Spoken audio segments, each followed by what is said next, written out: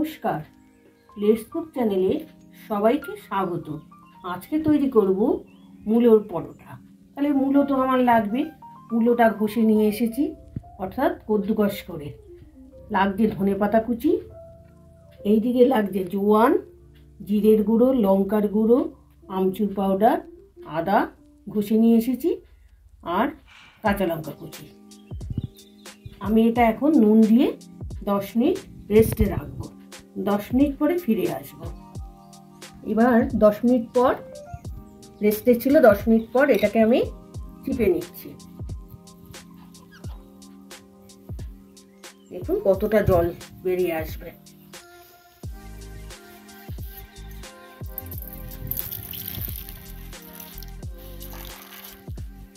চিপে নিলে কি হবে, পরোটাটা করার সময় ফাটবে না।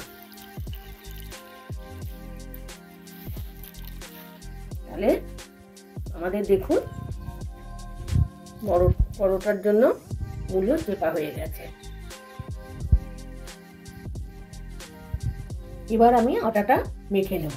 আটাটা মাখার জন্য আমি 2 চামচ রিফাইন তেল দিলাম, আর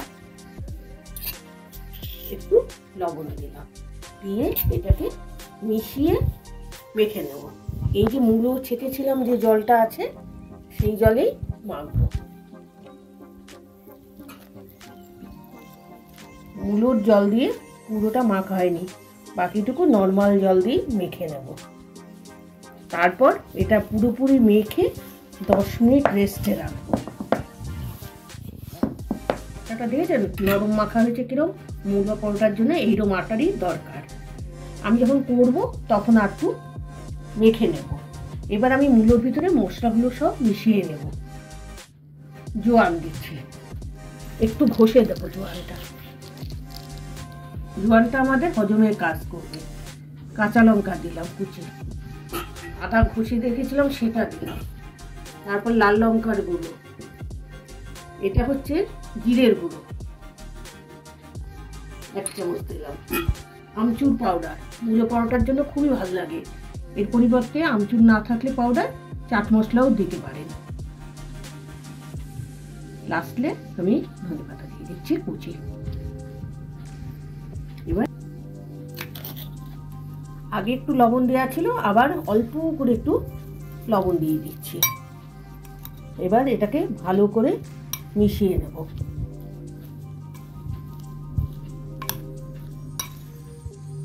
এবার একে একে গুটি কেটে পরোটা করে নেব। মূলো পরোটা করার সময় একটু মোটা গুটি নিতে হয়। এবার গোল পাকিয়ে নিলাম। এবার একটা বাটি আকারে গড়ে নেব। আর এটা কিন্তু ময়দা দিয়ে হয় না, মূলো পরোটা আটা দিয়েই হয়। এই যে বাটি আকারে গড়ে নিয়েছি, এই বাটির মধ্যে আমি এই পুর দেব কিছুটা, দিয়ে এটাকেই আস্তে আস্তে মুড়ে এইভাবে মাথাটা আটকে নেব। আর মূলো পরোটা করার সময় যাতে ফেটে না যায় সেই জন্য এই কানাগুলো আগে ভালো করে হাতে গড়ে নিতে হবে, যতটা পারবো বড় করে নেব। এইবার আমি এটাকে আটায় বুলিয়ে নেব। এবার এটা আটায় বুলিয়ে নিয়ে বেলে নেব।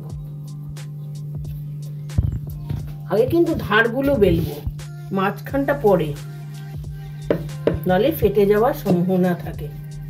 হালকা হাতে দেখুন পরোটা আমার বেলা হয়ে গেছে। এবার এটাকে আগে সেঁকে নেব 2 পিঠ। আর এটা না মূলোর পরোটা লোহার তাওয়াতে করলে ভালো হয়, কারণ তাহলে একটা ক্রিস্পি ভাব থাকে তার মধ্যে। তেল দিয়ে ভাজার পরেই দেখতে পারবেন ভালো করে সেঁকা হয়ে গেছে। এবার উপর থেকে রিফাইন তেল দিয়ে ভেজে নিচ্ছি। আপনারা ঘি দিয়েও ভাজতে পারেন, বেশি তেল লাগে না এতে। দেখেছেন পরোটাটা বললাম না লোহার তাওয়ায় করলে ভালো হয়, ক্রিস্পি মতন দেখতে লাগে।